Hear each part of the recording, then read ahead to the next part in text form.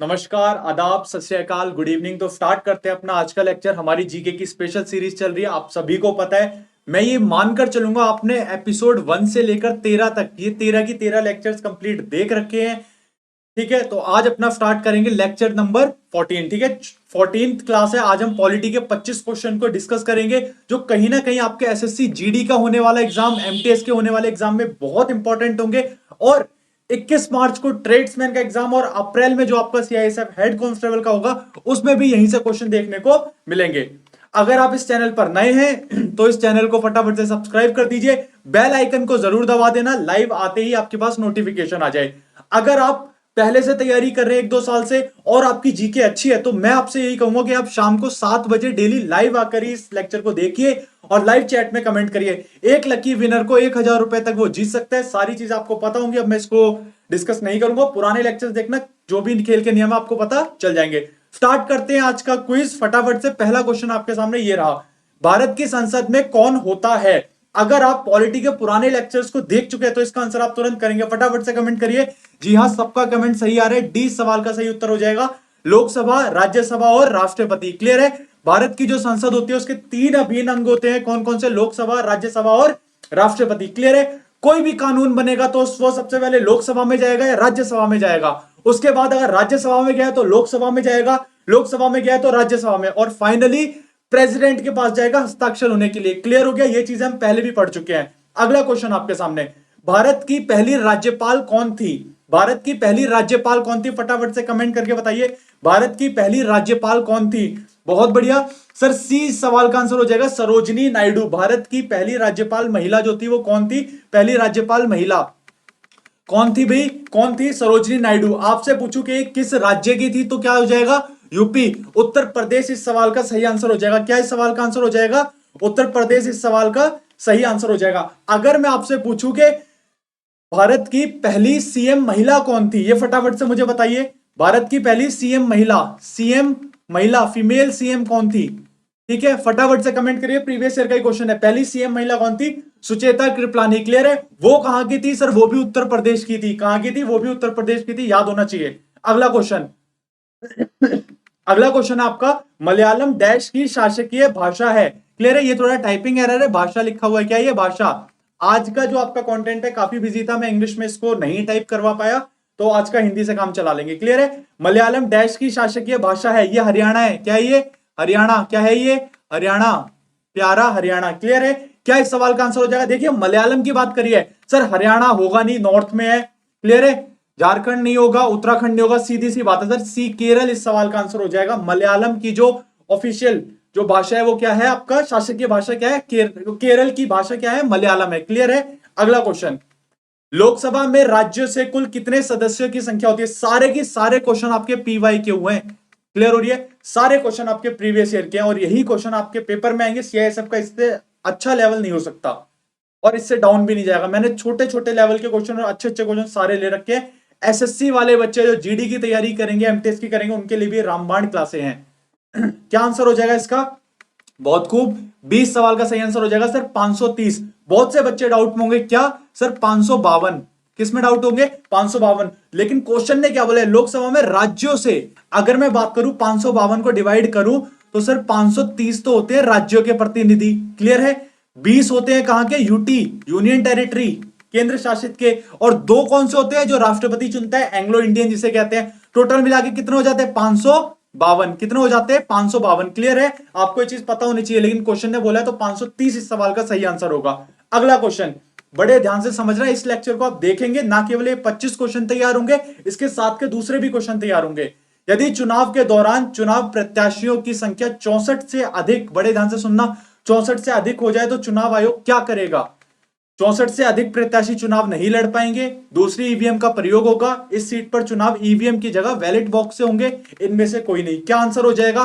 बहुत खूब, सी सवाल का सर सही आंसर होगा। Previous year question, C answer हो जाएगा। क्या चुनाव किस पर होंगे? बैलेट बॉक्स पर। किस पर होंगे? बैलेट बॉक्स पर चुनाव होंगे। क्लियर हो गया? बैलेट बॉक्स होता क्या है मैं आपको बताता हूं। एक्चुअली जो हमारी ईवीएम मशीन होती है, मैं थोड़ा सा समझा देता हूं, इसको बड़े ध्यान से समझना इंपॉर्टेंट है। जो हमारी ईवीएम मशीन होती है, आपने देखा होगा ये ईवीएम मशीन होती है, जिन जिन बच्चों ने वोट डाले हैं। अच्छा, इस मशीन में कितने मैक्सिमम कैंडिडेट के हम फिल कर सकते हैं? 16। कितने कर सकते हैं? 16। अगर एक जगह से मान लीजिए 16 लोगों ने करा तो हम एक ही लगाएंगे। अगर मान लीजिए और बढ़ गए तो हम एक और मशीन लगा देंगे, कितने की? 16 की। बड़े ध्यान से समझना, इसमें भी 16 आएंगे नाम, इसमें भी 16, इन दोनों को जोड़ देंगे आपस में, कितने हो गए? 16 दूनी 32। क्लियर है? अब कैंडिडेट और भी हुए तो हम क्या करेंगे? एक और बॉक्स लगा देंगे, उसमें भी 16। और ज्यादा कैंडिडेट हुए, हम एक और ईवीएम लगा देंगे 16 की। कहने का मतलब है हम इस तरह की 4 ईवीएम मशीन्स को आपस में जोड़कर एक जगह पर लगा सकते हैं। क्या ये बात समझ में आ रही है? कहना क्या चाह रहा हूं मैं? क्वेश्चन प्रीवियस ईयर का है और अभी आगे भी क्वेश्चन आएगा, इसलिए बड़े ध्यान से समझना। तो ईवीएम मशीन में अधिकतम जो व्यक्तियों की संख्या है, जो भी मतलब चुनाव लड़ना चाहते हैं, तो कितने हो सकते हैं? 16 चौके 64। कितने हो सकते हैं? मैक्सिमम संख्या 64 हो सकती है। अगर 64 से ज्यादा हुए तो क्या होगा? ये वैलेट जो ये मशीन वाला है ईवीएम हट जाएगा, वैलेट बॉक्स आ जाएगा, जैसे कि पहला चलता था। क्लियर है? 64 तक के लिए 16 का एक बनता है, 4 ही बन सकते हैं। इस बात को बड़े ध्यान से समझना, आपको चीजें याद हो जाएंगी। तो इस सवाल का आंसर क्या हो जाएगा? बहुत बढ़िया सर, सी इस सवाल का उत्तर हो जाएगा। क्या हो जाएगा? सी इस सवाल का सही उत्तर हो जाएगा। कोई डाउट है किसी बच्चे को? अगला क्वेश्चन देखते हैं। पसंद आ रहा है तो इसको सब्सक्राइब तो कर ही लिया होगा आपने, लाइक जरूर कर दीजिए, अपने दोस्तों में जरूर शेयर किया करिए, उनको भी बुलाइए, अपने ग्रुप में डालिए, उनको भी जरूर बुलाइए। अगला क्वेश्चन, ईवीएम में अधिकतम कितने प्रत्याशी हो सकते हैं? मैंने क्वेश्चन नहीं बनाया, प्रीवियस ईयर का क्वेश्चन है। क्लियर है? एसएससी के लेवल का क्वेश्चन है, सीआईएसएफ में भी देखने को मिल जाएगा। ईवीएम में कितने प्रत्याशी हो सकते हैं? अभी थोड़ी देर पहले हमने डिस्कस किया 64। मैक्सिमम प्रत्याशी कितने हो सकते हैं सर? 64 हो सकते हैं। क्लियर है? 16 के 4 एक बारी में सेट हो सकता है, उससे ज्यादा तो वैलिड बॉक्स। क्लियर हो गया? आगे चलते हैं। EVM electronic voting machine Bharat में पहली बार प्रयोग की गई। पहली बार भारत में कब प्रयोग की गई थी ईवीएम वोटिंग मशीन? बहुत बढ़िया, कब की गई थी? 1982 में। कब की गई थी? 1982 में की गई थी पहली बार। किस राज्य में की गई थी? तो आपका जवाब क्या हो जाएगा? केरला। क्या जवाब हो जाएगा? केरला। पूछा जाता है, क्या हो जाएगा? केरला। अगर मैं बात करूं पहली बार पूरे भारत में ईवीएम मशीन, क्लियर है, कब किस इलेक्शन में कब की गई थी? तब हो जाएगा 2014, जिसमें आपके मोदी जी जीते थे। क्लियर है? 2014 के इलेक्शन में पूरी तरह से पूरे भारत में ईवीएम मशीन से ही वोटिंग कराई गई थी। क्लियर हो गया? ये बातें आपको पता होनी चाहिए, प्रीवियस ईयर के ही क्वेश्चंस बनते हैं सारे। आगे चलते हैं। एएफएसपीए पहली बार कहां लगाया गया? ये होता क्या है एएफएसपीए? ये होता है armed force special power act, ऐसी इसकी फुल फॉर्म होती है। होता क्या है, किसी राज्य में जब काफी ज्यादा हो जाती है, आप समझ पा रहे होंगे क्या है, हम डिटेल में भी पढ़ेंगे। ये एक एक्ट बनाया गया, किस लिए? ताकि जो हमारी सेना होती है उसको एक ज्यादा पावर्स दे दी जाती हैं, उनको और अधिकार दे दिए जाते हैं। तो ये पहली बार कहां लगाया गया था? क्या आंसर हो जाएगा? डी सवाल का सही उत्तर हो जाएगा 7 पूर्वोत्तर राज्यों में। क्लियर है? जो भी हमारे नॉर्थ ईस्ट के राज्य, वहां लगाया गया था ये, और सबसे पहले जब बना था तब यही लगाया गया था।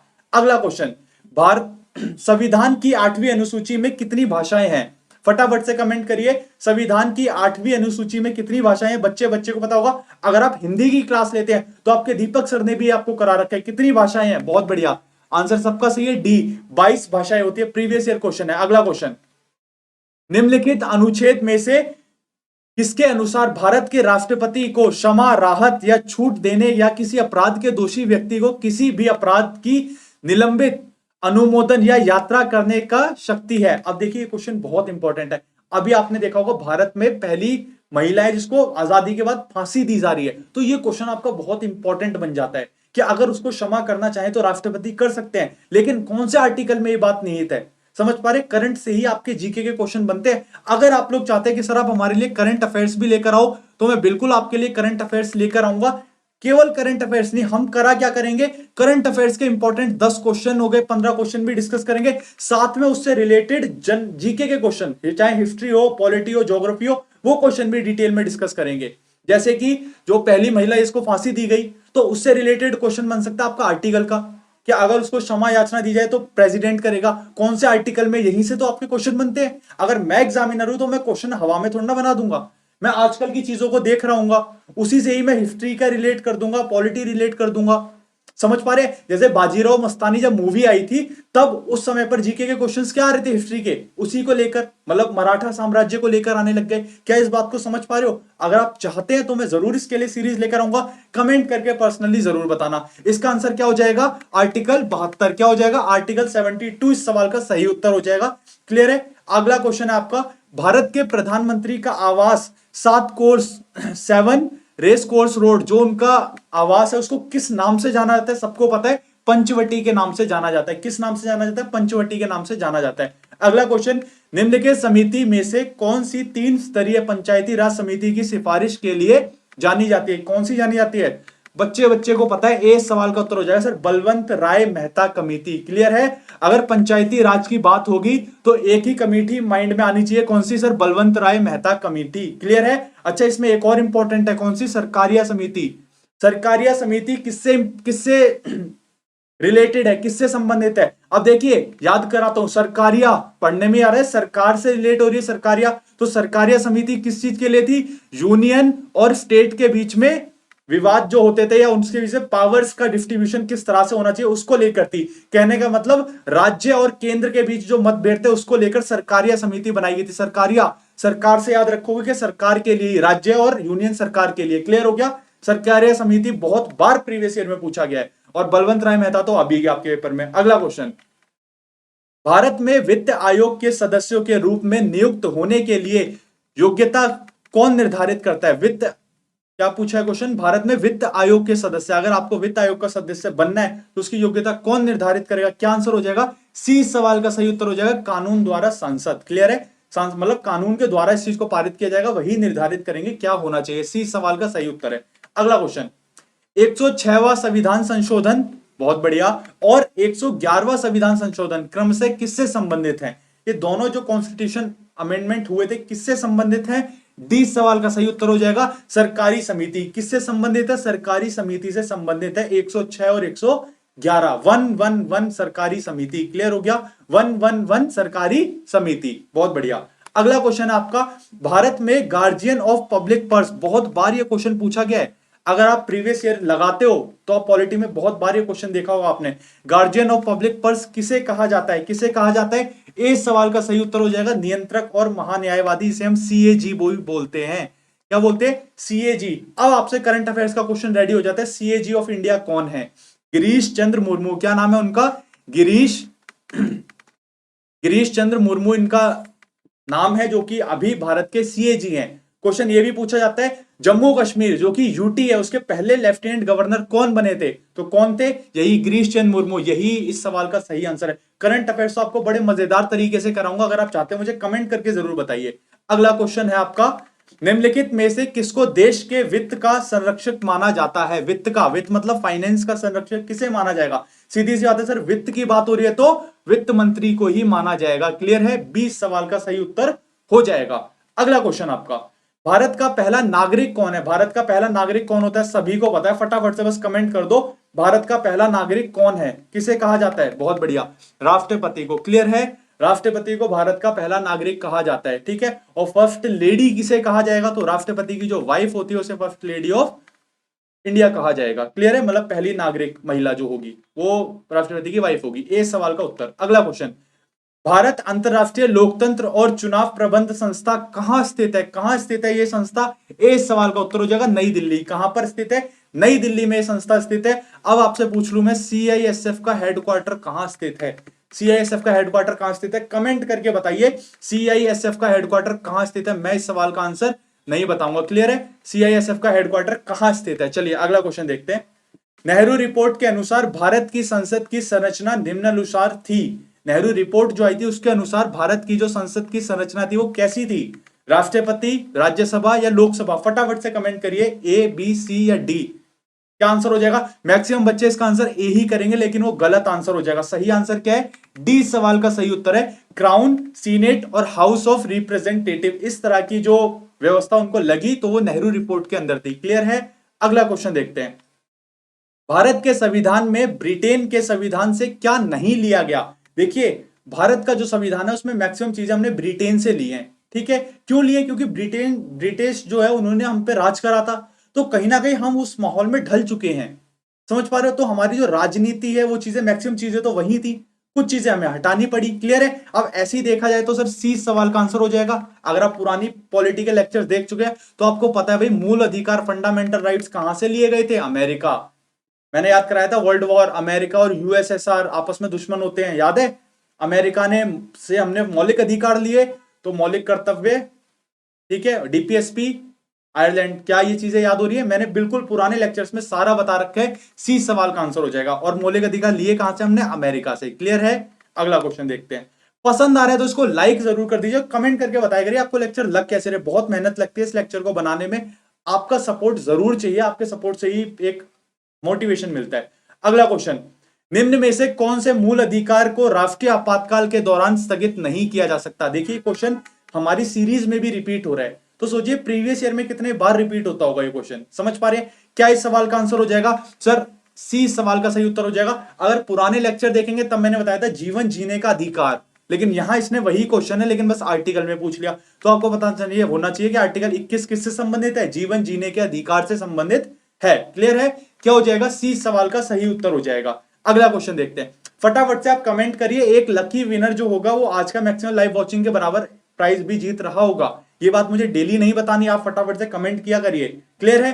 अगला क्वेश्चन है, डॉक्टर अंबेडकर के अनुसार कौन सा अनुच्छेद आर्टिकल भारतीय संविधान का सबसे महत्वपूर्ण आर्टिकल है? इंग्लिश में भी लेकर आएंगे, बिल्कुल घबराना नहीं है, बस इसी को फॉलो करते रहिए। क्या आंसर हो जाएगा? सी सवाल का आंसर हो जाएगा आर्टिकल 32। क्या हो जाएगा? आर्टिकल 32 होता कौन सा सर? आर्टिकल 32 मैंने आपको बताया था रेमेडीज वाला। क्लियर है? रेमेडीज वाला, तो वो कौन सा हो जाएगा? आर्टिकल 32। क्लियर है? बाबा साहेब अंबेडकर के हिसाब से इसको बहुत ही महत्वपूर्ण कहा गया था भारतीय संविधान में। आर्टिकल 32 इससे रिलेट करता है। क्लियर हो गया? अगला क्वेश्चन देखते हैं, राष्ट्रीय वरिष्ठ नागरिक परिषद का अध्यक्ष कौन होता है? राष्ट्रीय वरिष्ठ नागरिक परिषद, ये क्वेश्चन के लेवल मैंने थोड़े अच्छे डाल दिए हैं अब। क्लियर है? आप हर तरह से प्रिपेयर होने चाहिए। कौन होता है? डी सवाल का आंसर हो जाएगा सामाजिक न्याय और अधिकारिता मंत्री। सारे प्रीवियस ईयर के क्वेश्चन है और एसएससी या आपके पैरामिलिट्री सी या वगैरह में ही पूछे गए क्वेश्चन मैंने उठाए हैं। अगला क्वेश्चन देखते हैं, निम्नलिखित पर ध्यान दीजिए। ठीक है, अभी आपने देखा होगा, अभी पेपर हुआ था अपना आईबी का, इंटेलिजेंस ब्यूरो का, अभी हाल ही में पेपर हुआ था, उसमें कुछ इस तरह से क्वेश्चन पूछे गए थे। तो क्यों ना एक दो क्वेश्चन पे प्रैक्टिस कर ली जाए, कुछ अलग नहीं है, चीजें वही हैं। क्या कह रहा है बड़े ध्यान से देखना अगर आपके पेपर में आ जाए। निम्नलिखित पर ध्यान दीजिए, लोकसभा ठीक है, राज्यसभा ठीक है, विधानसभा सदस्य बिल्कुल ठीक है। पूछा क्या है? पूछा है आपसे ये, क्या पूछा है? राज्यसभा का सभापति इनमें से किसके मतों से चुना जाता है? राज्यसभा का सभापति। बस आपके पास नॉलेज होनी चाहिए, आप इस तरह के क्वेश्चंस कर दोगे। अब बताइए राज्यसभा का सभापति कौन होता है? आप बोलोगे सर राज्यसभा का सभापति होता है हमारा वाइस प्रेसिडेंट ऑफ इंडिया। अब आपको यह पता होना चाहिए कि वाइस प्रेसिडेंट इंडिया को चुना कैसे जाता है। तो सर लोकसभा और राज्यसभा कैसे चुना जाता है? सर लोकसभा और राज्यसभा इन दोनों पे अनुपातिक जो इलेक्शन होते हैं उस तरीके से इसको चुना जाता है। क्लियर है? लोकसभा और राज्यसभा के उम्मीदवारों के हिसाब से इनको चुना जाता है। तो आंसर क्या हो जाएगा? 20 सवाल का सही उत्तर हो जाएगा। क्या हो जाएगा? 20 सवाल का सही उत्तर हो जाएगा। अच्छा, राज्यसभा का जो सभापति होता है वो कौन था? हमारा वाइस प्रेसिडेंट होते हैं। क्लियर है? अगर मैं उपसभापति की बात करूं, ये भी पेपर में पूछा गया है, उपसभापति क्वेश्चन आपका, उपसभापति को कैसे चुना जाता है? तो आंसर क्या हो जाएगा? केवल राज्यसभा। क्लियर है? आंसर क्या होगा? केवल राज्यसभा में ही वोटिंग होती है, लोकसभा में वोटिंग नहीं होती। क्लियर है? लेकिन सभापति को उपराष्ट्रपति बनाना है, इसलिए लोकसभा राज्यसभा दोनों की ही वोटिंग होती है। क्लियर हो गया? याद रहना चाहिए, दोनों प्रीवियस ईयर के क्वेश्चन है। अगला क्वेश्चन ये भी इसी तरह से, बस पढ़ना है और समझना है, टाइम लेकर आराम से, जल्दबाजी नहीं करनी, बड़े ध्यान से पढ़ो। क्या कह रहा है? भारत का मुख्य न्यायाधीश ठीक है सर, भारत का मुख्य न्यायाधीश ठीक है, सुप्रीम कोर्ट के अन्य न्यायाधीश ठीक है। अब क्वेश्चन क्या पूछ रहा है वो यहां दे रखा है। अब बड़े ध्यान से इस लाइन को पढ़ो, क्या कह रहा है? देखिए इस तरह के क्वेश्चन आ रहे हैं पेपर में, तो आप भी तैयार रहिए। क्या कह रहा है? राष्ट्रपति उपरोक्त में से किसकी नियुक्ति के लिए सर्वोच्च न्यायालय के न्यायाधीशों से परामर्श ले सकता है? किसके राष्ट्रपति उपरोक्त में से किसकी नियुक्ति के लिए सर्वोच्च न्यायालय के न्यायाधीशों से परामर्श एडवाइस ले सकता है? किसकी नियुक्ति के लिए? ए या बी? बिल्कुल सर, क्या आंसर हो जाएगा? सी सवाल का सही आंसर हो जाएगा ए बी और बी भी। राष्ट्रपति चाहे तो वो एडवाइस जरूर ले सकता है, किस चीज के लिए? भारत के मुख्य न्यायाधीश और सुप्रीम कोर्ट के अन्य न्यायाधीश की नियुक्ति करने के लिए। क्लियर है? इसके भी क्राइटेरिया होता है, ये नहीं कि वो किसी को भी चाहे तो मतलब चीफ जस्टिस ऑफ इंडिया बना सकते हैं, नहीं, ऐसा नहीं है, प्रावधान होते हैं और इसके लिए राष्ट्रपति खुद उनसे एडवाइस ले सकते हैं। और यही क्वेश्चन आपसे पूछा गया था। ये दो क्वेश्चन बहुत शानदार थे, मैंने आपकी एक सोच विकसित करी कि अगर इस तरह के क्वेश्चन आ जाए तो आपको कैसे करने हैं। पसंद आ रहा है तो लाइक जरूर करना है। आपके लिए होमवर्क क्या है? होमवर्क ये है, आज का ये जो लेक्चर है, इस पूरे लेक्चर को रात को सोने से पहले जरूर रिवाइज करना है डबल एक्स की स्पीड पर। क्लियर है? सोने से पहले इसको रिवाइज करना है, सुबह आपको सारे याद हो गए होंगे, मैं इस चीज का दावा लेता हूं। क्लियर है? पीडीएफ जरूर ले लेना, जब भी टाइम मिले 5 मिनट पीडीएफ को स्क्रॉल करके क्वेश्चन देख लिया करो, टेलीग्राम पर मिलेगी, लिंक नीचे डिस्क्रिप्शन में है। मिलते हैं अगले लेक्चर में। पसंद आए तो मुझे जरूर बताना। मोस्ट इंपॉर्टेंट जो आपके लिए न्यूज है वो है करंट अफेयर्स की, मुझे कमेंट करके जरूर बताना अगर लेकर आना चाहिए तो। क्लियर है? मिलते हैं नेक्स्ट लेक्चर में। Thank you.